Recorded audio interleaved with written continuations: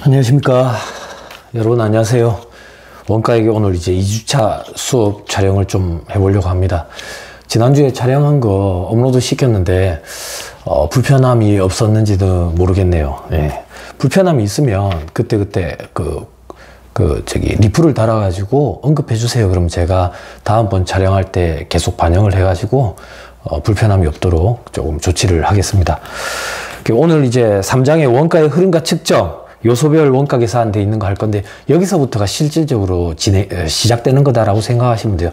지난주는 뭐 원가란 무엇인가, 원가는 어떻게 분류되는가, 실질적으로 계산은 안 해봤죠. 계산은 안 해봤는데 지난 시간에 미리 예습하는 차원에서 제가 원가 흐름이 어떻게 이루어지는지에 대해서는 T 계정을 그려가지고 한번 보여드렸었어요. 재료비, 그리고 노후비, 제조간접비가 제공품 T 계정의 차변에 어떻게 들어오는지, 그리고 제공품 T 계정에 들어온 그 내역들이 단기 총 제조원가가 되고, 그 중에서 일부는 이제 기말 제공품 원가로 남아있고, 완성이 된 건 단기 제품 제조원가를 구성하고, 그 단기 제품 제조원가 구성했던 게 제품 계정 차변으로 흘러 들어가서 팔려나간 건 매출원가, 남아있는 건 기말 제품 재고를 구성하게 됐었죠. 그죠? 그걸 오늘 다시 한번 살펴보는 거예요. 그리고 개별 원가 계산이라는 거, 정확한 원가 계산에 여러 가지가 있는데 그 중에 첫 번째 개별 원가 계산, 실제 개별 원가 계산을 공부하게 될 거예요. 자, 한번 해봅시다.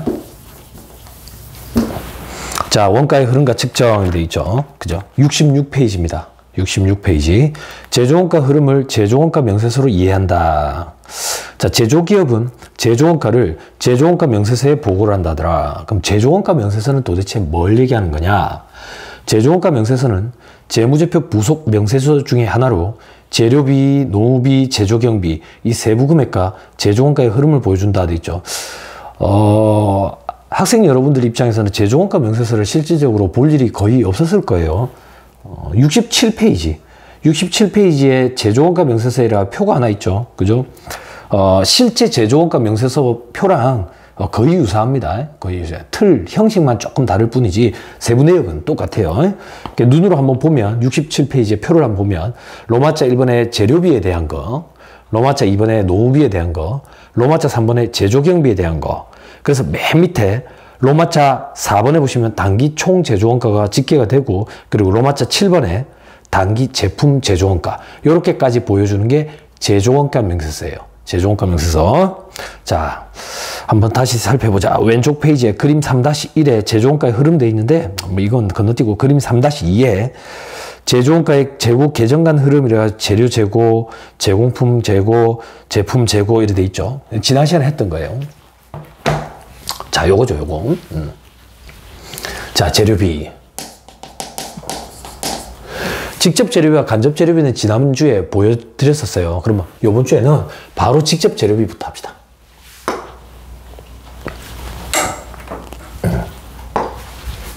바로 직접 재료비, 다이렉트 머티리얼. 그죠? 그리고 다이렉트 레이버, 직접 노후비, 그리고 오버헤드 코스트, 제조 간접비.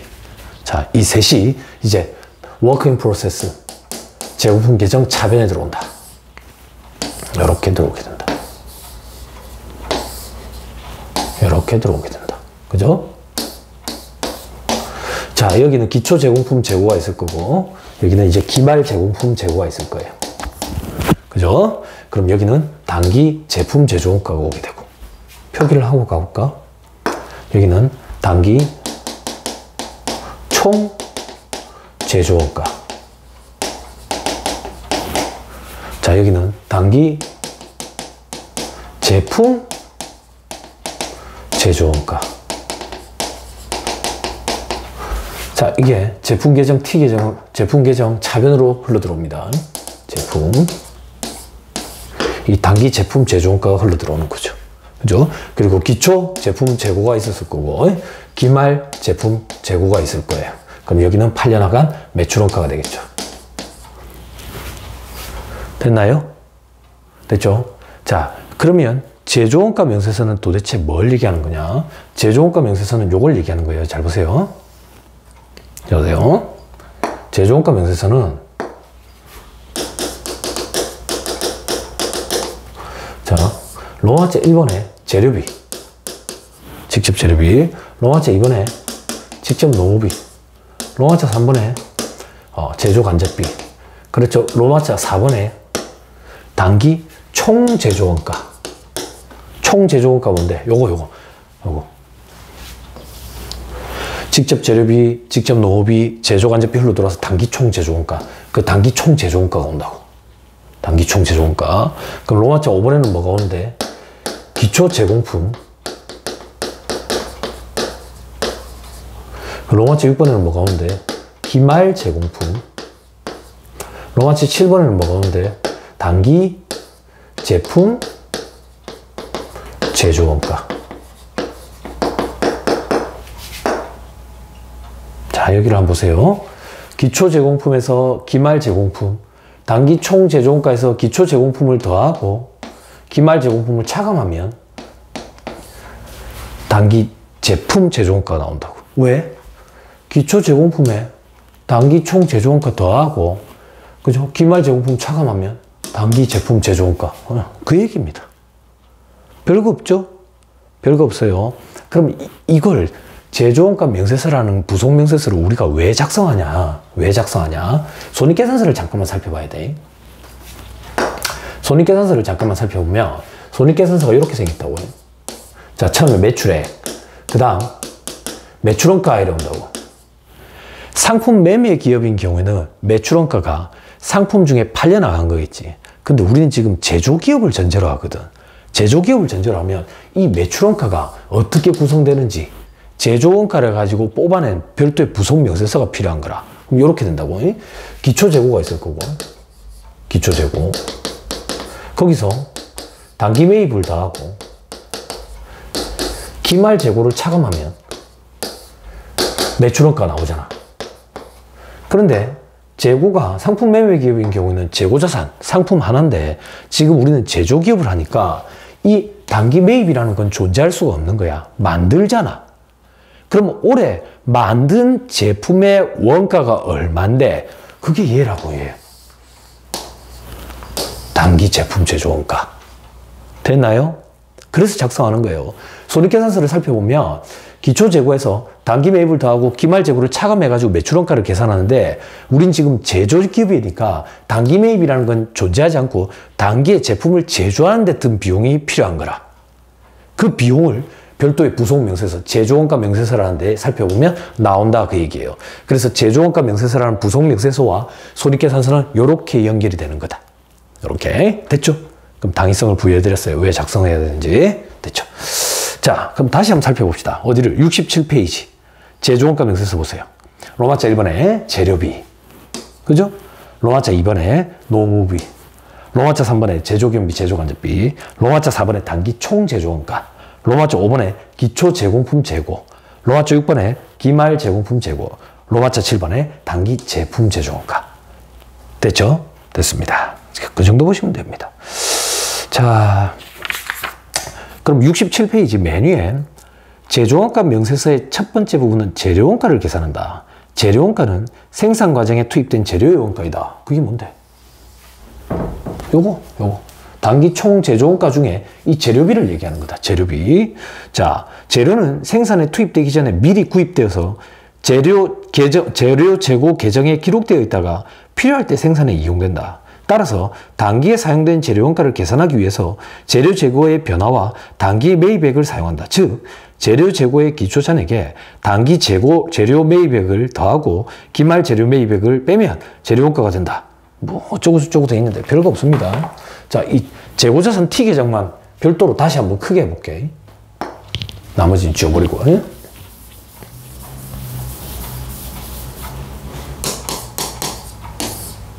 재료, 이미 사왔던 기초 재료가 있을 거 아니야.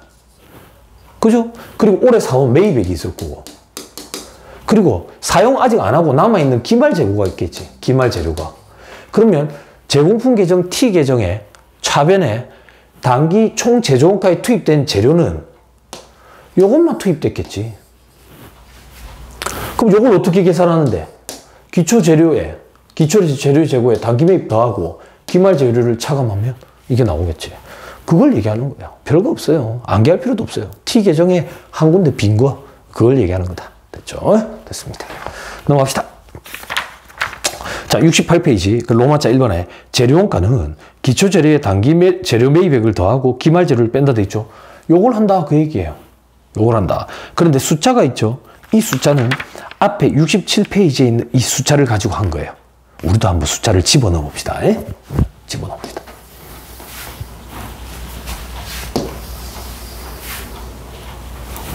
자, 재료비부터 해보자.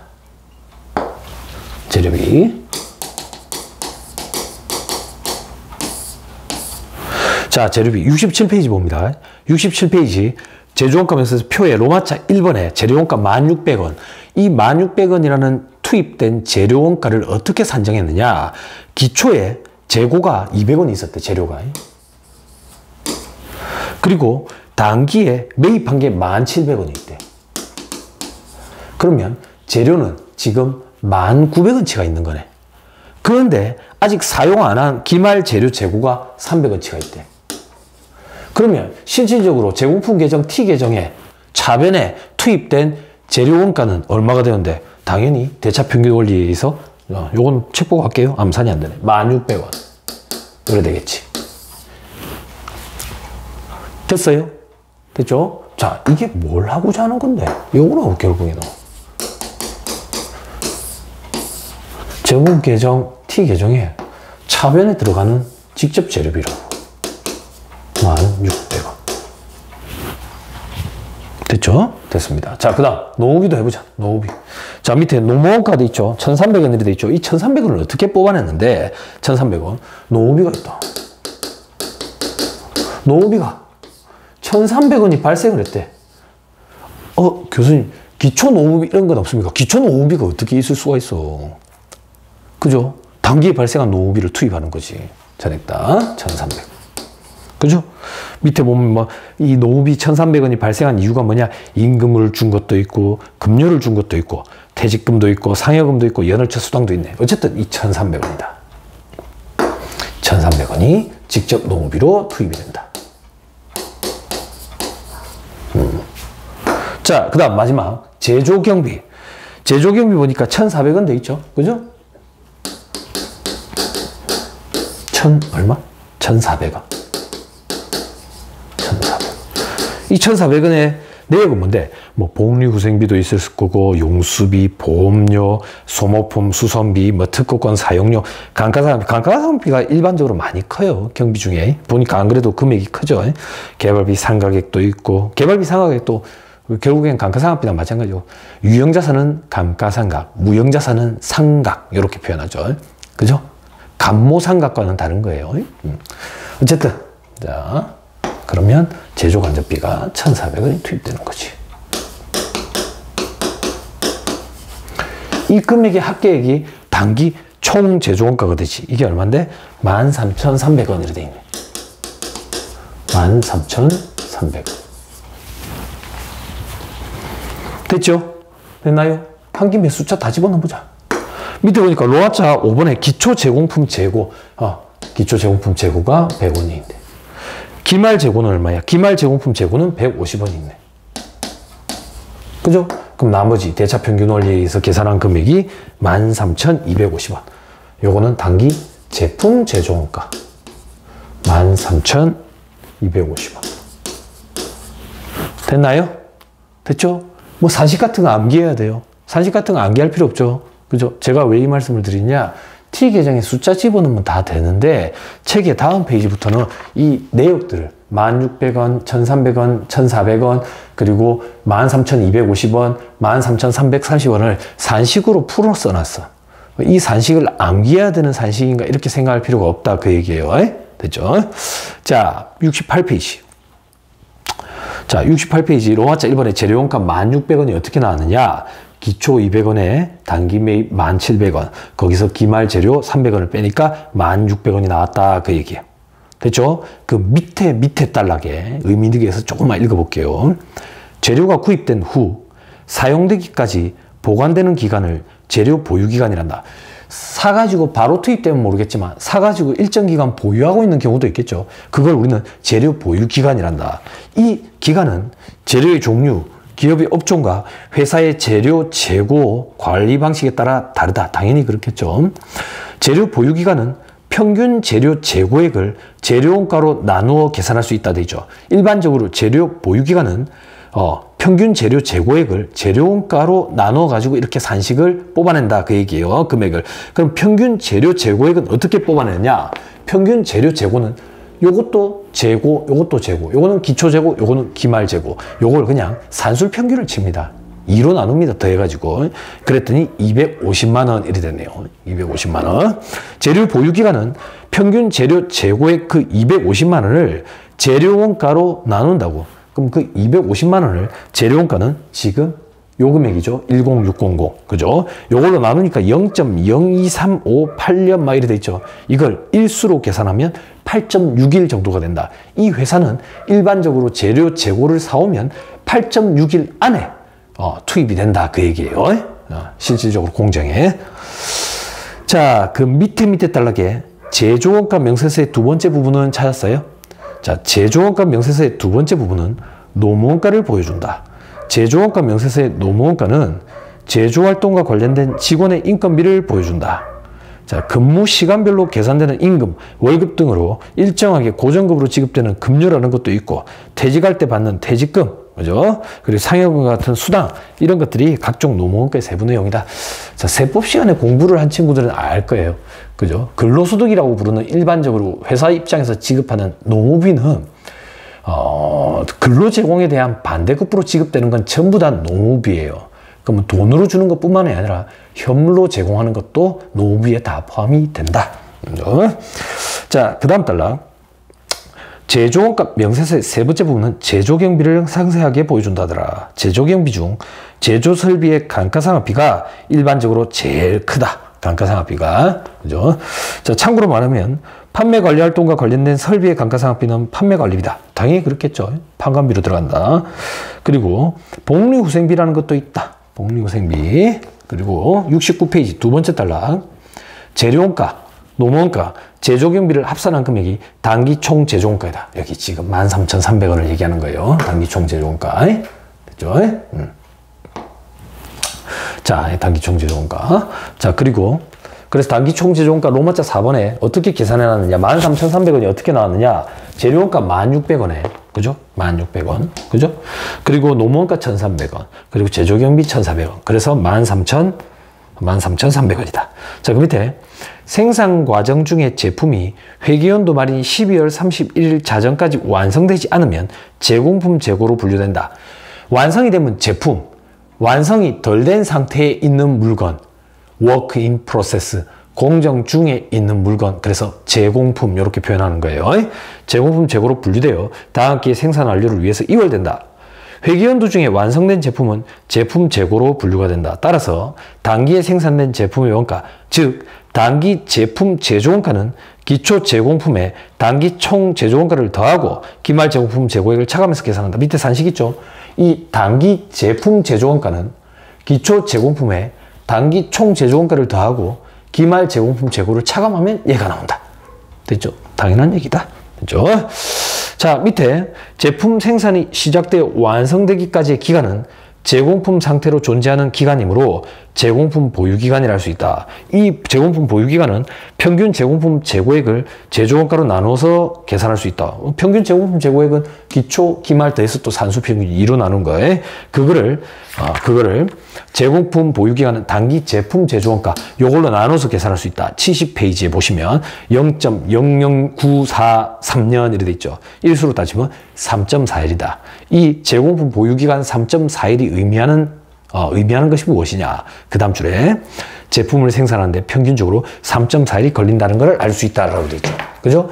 제공품 보유기간이 3.4일이라는 얘기는 공정 중에 있는 물건, 미완성 상태로 3.4일이 있는 거니까 3.4일이 되는 시점부터는 완성이 되는 걸로 볼 수 있다. 그 얘기지. 됐죠? 그럼 제품 하나를 완성하는데 일반적으로 3.4일 정도가 걸리는구나. 이렇게 생각하면 된다. 됐죠? 자, 그 밑에 중간에 산식 보시면 매출원가, 기초제품 재고액이 단기 제품 제조원가 빼고 더하고 기말 제품 재고액 돼 있죠. 이거. 매출원가는 이거다. 자, 매출원가는 제품 계정에 기초제품이 있을 거고, 그죠? 기말 제품이 있을 거고. 그죠? 그럼 여기가 팔려나간 매출원가다. 그러면 차변에는 상품 매매 기업은 단기 매입의 기업이겠지만 제조기업이니까 단기 제품 제조원가 얘가 들어오는 거지. 단기 제품 제조원가. 됐죠? 그럼 매출원가는 어떻게 계산하면 되는데 요거에 얘를 더하고 얘를 빼면 매출원가가 나오겠지. 그거 산식입니다. 별거 없어요. 됐죠? 자, 그 밑에 매출원가의 계산을 보여주는 위의 관계를 손익계산서에 나타내는 기업도 있고 매출원가만을 손익계산서에 표시하는 기업도 있다. 일반적으로 다 보여줍니다. 다 보여줍니다. 다 보여주면서 단기 제품 제조원가 얘가 어떻게 계산이 됐는지는 부속 명세서인 제조원가 명세서에 기재가 된다. 자, 제품이 생산된 후 판매되기까지를 보관되는 기간을 제품 보유기간이란다. 그죠? 이 제품 보유기간은 평균 제품 재고액을, 그죠? 매출원가로 나눴다. 요거 두 개 더해서 2로 나눈 거, 산술평균한 거, 평균 재고액, 그죠? 그걸 매출원가로 나누면 제품 보유기간이 된다. 자, 밑에 재료, 제공품, 제품 등의 모든 재고의 보유기간.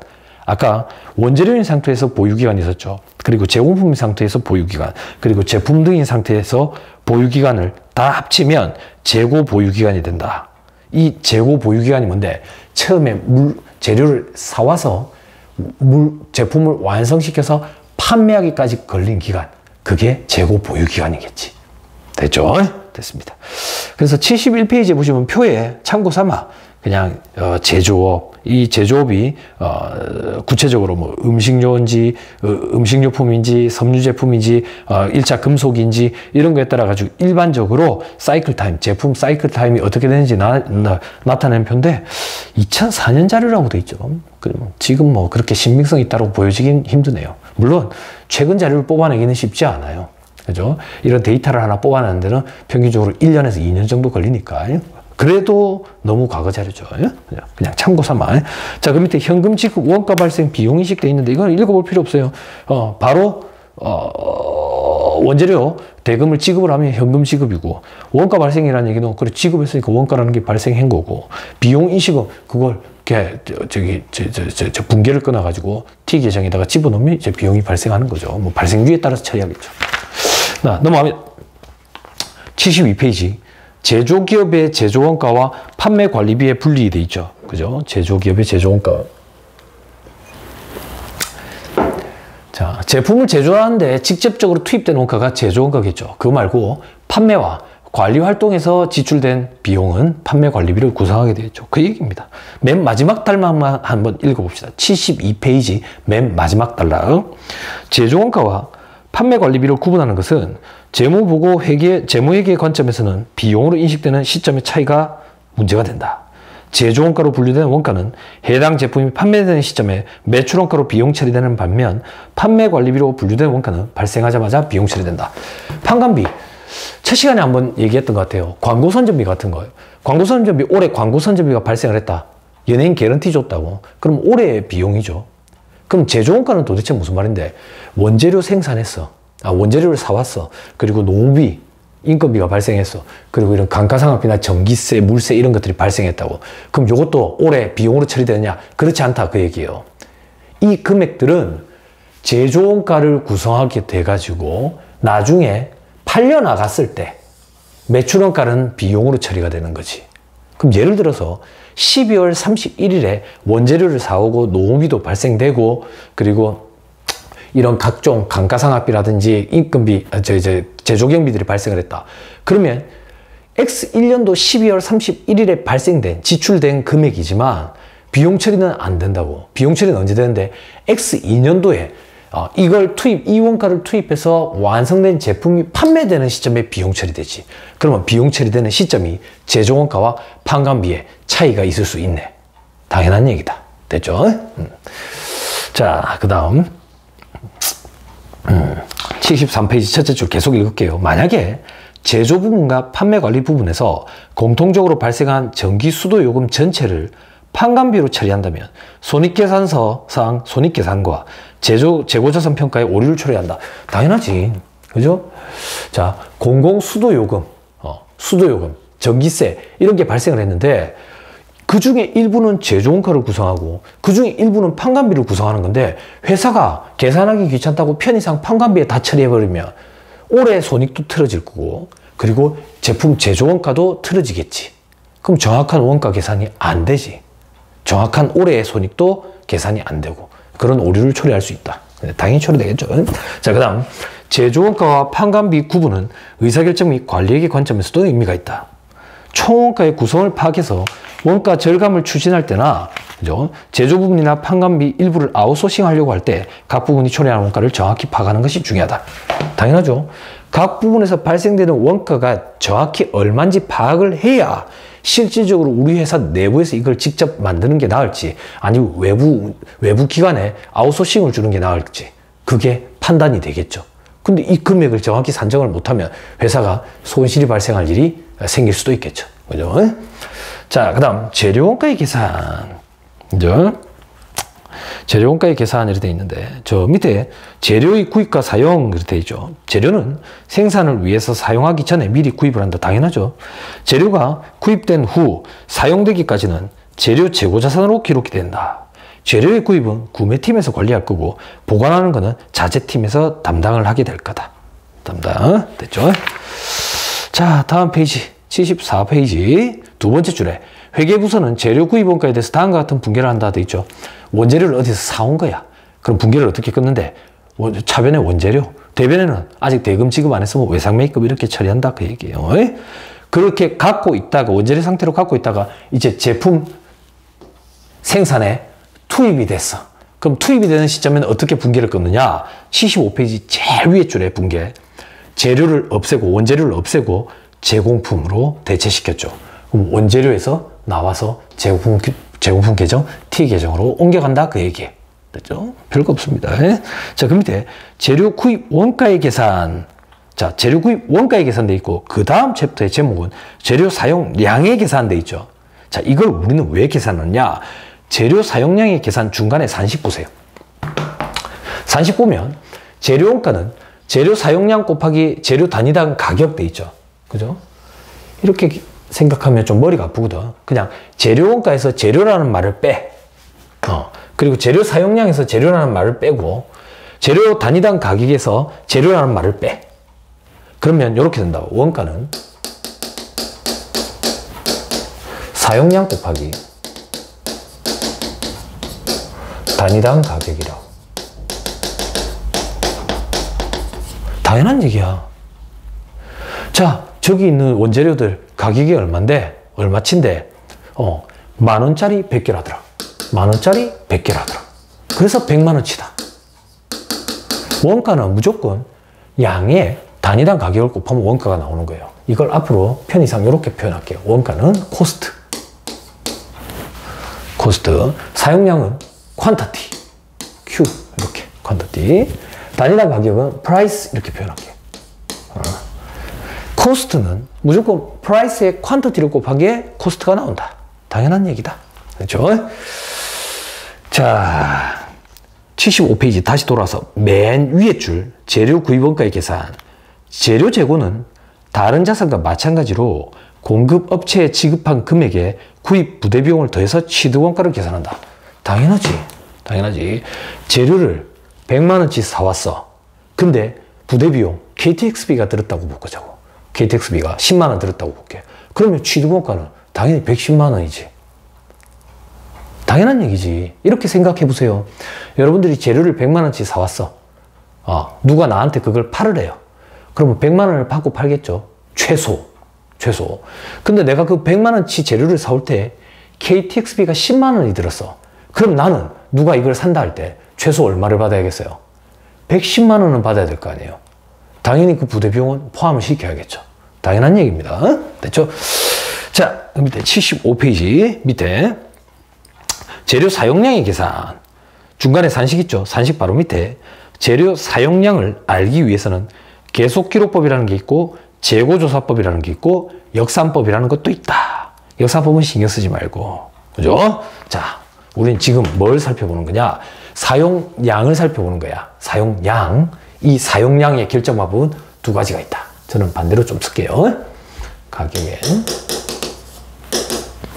사용량. 그죠? 이렇게 쓸까? 원가, 코스트는 가격, 프라이스에, 그죠? 사용량, 퀀터티를 곱한 거다. 그죠? 이 사용량의 결정 방법이 두 가지가 있다. 그 얘기예요.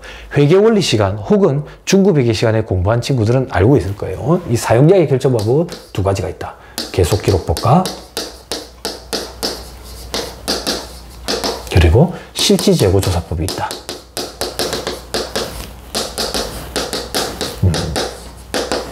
계속 기록법은 계속 기록하는 거예요. 그게 무슨 말인데, 재료를 사왔어, 입고됐어, 그리고 제품을 만드는데 사용했어, 출고됐어, 입고 출고할 때마다 다 기입하는 거, 계속해서 기입한다. 그게 계속 기록법입니다. 계속 기록법. 실지 재고 조사법은 뭔데, 12월 31일에 창고를 다 뒤집어 엎는 거예요. 창고를 다 뒤집어 엎어 보니까 실제 남아있는 재고가 이거네. 그렇게 계산하는 게 실지 재고 조사법입니다. 됐죠? 그러면 현업에서는 어떻게 하는데, 현업에서는 이 둘을 다 병행합니다. 계속 기록법도 사용하고 연말 되면, 기말 되면 창고를 엎어가지고 실지 재고 조사도 하고 두 가지를 병행해요. 근데 우리는 학문적으로 일단 두 가지 방법이 있다라고 보고 공부를 하는 거예요. 됐죠? 자, 두 번째 줄에 계속 기록법이라는 것은 재료의 입고와 출고가 있을 때마다 재료 종류별로 재료 원창의 재료의 입출을 계속적으로 기록해서 재료의 사용량을 지속적으로 파악하는 방법이다. 이 계속 기록법을 사용하면 재고 현황이라는 걸 수시로 쉽게 파악할 수 있어서 재고 관리에 도움이 되겠지. 들어오고 나올 때마다 기입하니까 당연히 쉽게 파악이 되겠죠. 그죠? 요즘에는 바코드나 RFID 이런 거 들어봤어요. RFID라는 게 있어요. 칩을 딱 집어넣는 건데, 우리가 지금 바코드라 그러면 만약에 우리가 마트에 가서 이 물건을 샀어. 이 물건을 사면 여기 이제 바코드라는 게 붙어 있잖아요. 그러면 계산대에 있는 계산원이 이걸 삐 하면은 계산이 되지. 이게 바코드고, RFID라는 거는 여기 칩이 내장되어 있는 거야. 제품별로. 그럼 어떤 현상이 벌어지냐? 우리가 마트에 가서 장을 봐. 카트에. 그럼 물건을 막 담고, 요런 계산바가 있다고. 카트를 가지고 그 계산바를 쓱 지나가면 그 안에 내장된 칩을 다 인식해가지고 자연스럽게 합계 금액, 총 합계 금액, 제품 합계 금액을 계산을 해서 내가 소지하고 있는 신용카드로 바로 결제까지 이루어지는 거야. 이게 RFID예요. 이게 출시가 된 거예요. 출시라고 표현하면 좀 그렇네. 이 기술이 나온 지 한 10년이 넘었어요, 벌써. 10년이. 그럼 이걸 왜 사용을 안 하고 있느냐? 제가 듣기로는 아직도 그 RFID 칩이 단가가 되게 높다라고 알고 있어요. 근데 이게 기술이 개발이 돼가지고 칩의 단가가 많이 떨어지면 앞으로는 바코드 없이 우리가 실질적으로 제품을, RFID 칩이 내장된 제품을 마트에서 장을 볼 때 손쉽게 이용할 수 있겠죠. 그렇게 되면 어떤 현상이 벌어지느냐? 계산대만 쓱 지나가면 RFID 칩을 인식을 해서 자동으로 구매 금액 자체를 다 집계할 수 있겠죠. 그리고 내 몸에 소지하고 있는 신용카드로 바로 결제까지 된다고. 그게 무슨 말인데, 앞으로는 현금이라는 개념이 사라질 수도 있다고. 현금이 필요 없는 시대가 돌아오겠죠. 그죠? 현금이라는 개념이 사라질지도 모른다. 그때 되면 재무제표 구성 요소 중에 현금 흐름표의 중요도가 낮아질 수도 있겠죠. 그럼 현금 흐름표를 사용하지 않는 경우도 발생할 수가 있겠죠. 우리가 일반적으로 재무제표라고 그러면 재무상태표, 포괄손익계산서, 현금흐름표, 자본변동표죠. 근데 중급회계 영역을 공부해 본 친구들은 알아요. 재무회계 표시와 재무제표 표시와 개념체계 파트에 보면 국제회계 기준에서 개념체계 파트에서 재무제표를 구성하는 항목은 세 가지로 분류를 해요. 개념체계에서 재무상태표, 포괄손익계산서, 재무상태변동표라는 걸로 구성이 돼요. 그 재무상태변동표에는 여러 가지들이 있는데 현 시대 상황에서는 그 중에 현금흐름표를 사용하고 있는 거예요. 그럼 앞으로 시대 상황이 변모해서 현금의 비중, 중요도가 떨어지게 되면 재무상태변동표에서 현금흐름표 말고 다른 걸 사용하는 시대가 올 수도 있겠죠. 그죠? 그렇습니다. 그 정도 아시죠? 중급회계 영역에서 공부하시게 될 거예요. 됐습니다. 조금 더 읽어볼게요. 자, 계속기록법에서도 75페이지 밑에서 네 번째 줄 끝에 계속기록법에서도 재고 조사를 실시하여 실제로 존재하는 재고량을 파악을 한다. 실질적으로 회사에서는 이 둘을 다 병행한다. 그 얘기예요. 자, 장부상의 재고보다 재고조사에 의한 실제 재고량이 적다면 이 차이를 재고 감모손이란다. 장부상으로는 창고에 재고가 100개가 있어야 되는데 실제 가서 세알려 봤더니 70개밖에 없는 거라. 30개가 없어졌다고. 이런 걸 우리는 감모라고 표현한다고. 감모. 그 비용을 감모 손실이라 이렇게 표현해요.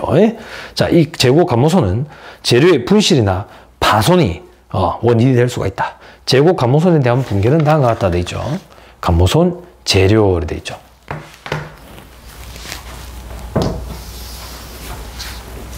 자, 장부상 재고가 100개가 있는데 실제 재고는 70개밖에 없는 거죠.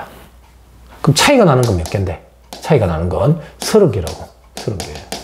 여기에 단가, 장부상 단가 만약에 뭐 10,000원이라 하자. 10,000원. 그러면 30만 원이 되겠지. 그죠? 30만 원. 이 30만 원이 감모손이 된다고. 감모손.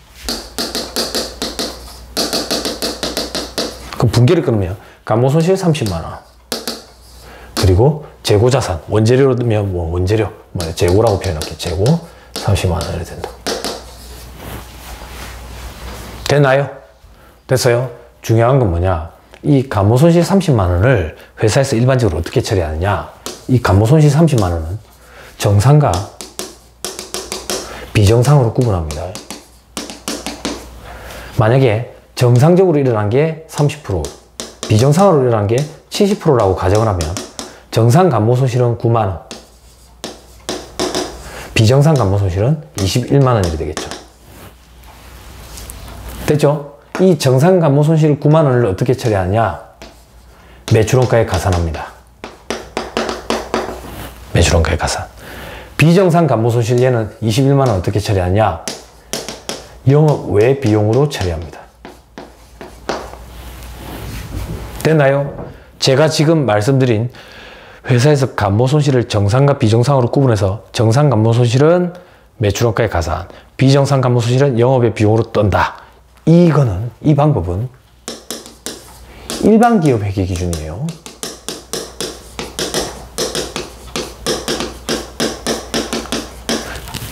그래서 학교에서 국제회 기준으로 중급 회계를 공부한 친구들은 멘붕이 올 거예요. 왜? 국제회 기준은 참고 삼아요. 참고 삼아요.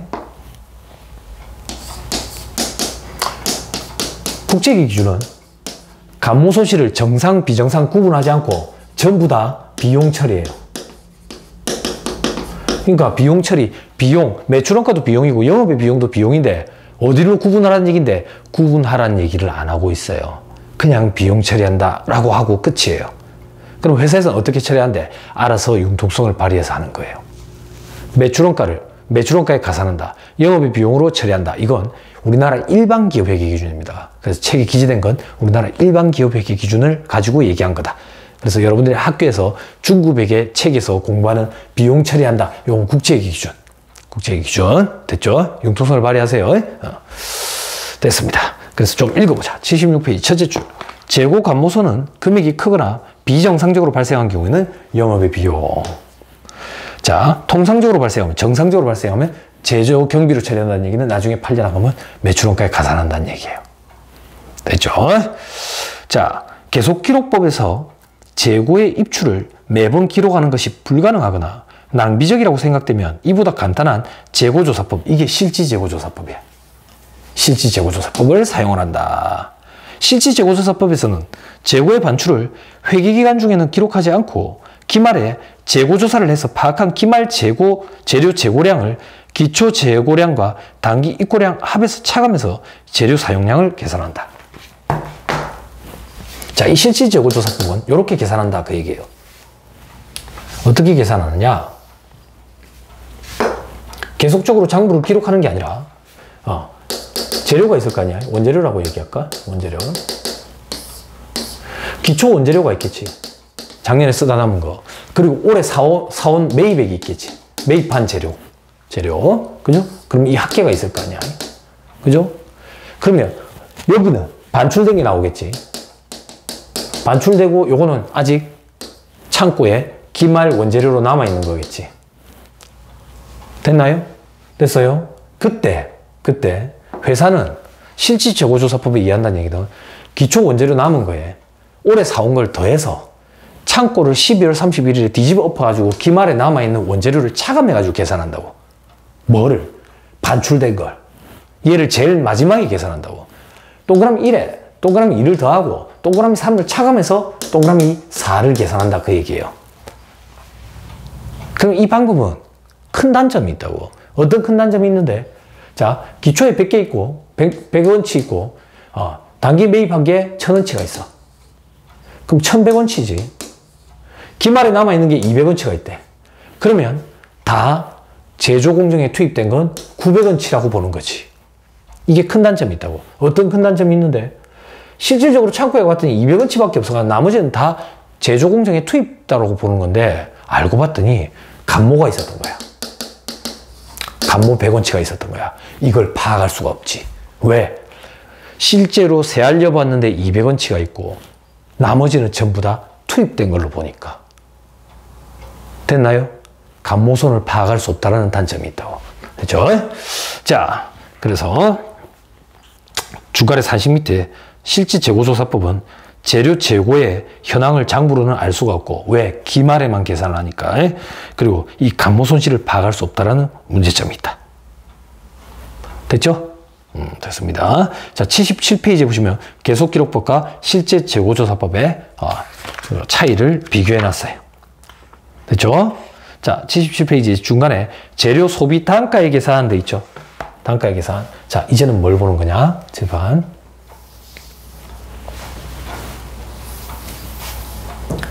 우리 퀀터티의 계산 방법 두 가지를 살펴본 거예요. 이제 프라이스 결정 방법을 살펴보자 그 얘기예요. 프라이스 결정 방법은 그죠? 가장 이상적인 방법이 있어요. 그죠? 회계원리 시간이나 중급회계 시간에 공부했죠. 개별법이라는 게 있다. 이건 이상적인 방법이다. 이상적인 방법이란 얘기는 현실에 사용하기는 조금 힘들겠죠. 그런데 어떻게 계산하는지 나중에 배울 겁니다. 이 챕터 끝나고 나면 개별원가 계산이라는 파트를 공부하게 되는데, 그 개별원가 계산이 개별법에 대해서 공부하는 거예요. 그러면 우리는 현실적으로 이상적인 방법인 개별법을 사용을 못하면 나머지 어떤 방법을 쓰는데, 원가 흐름의 가정이라는 가정을 합니다.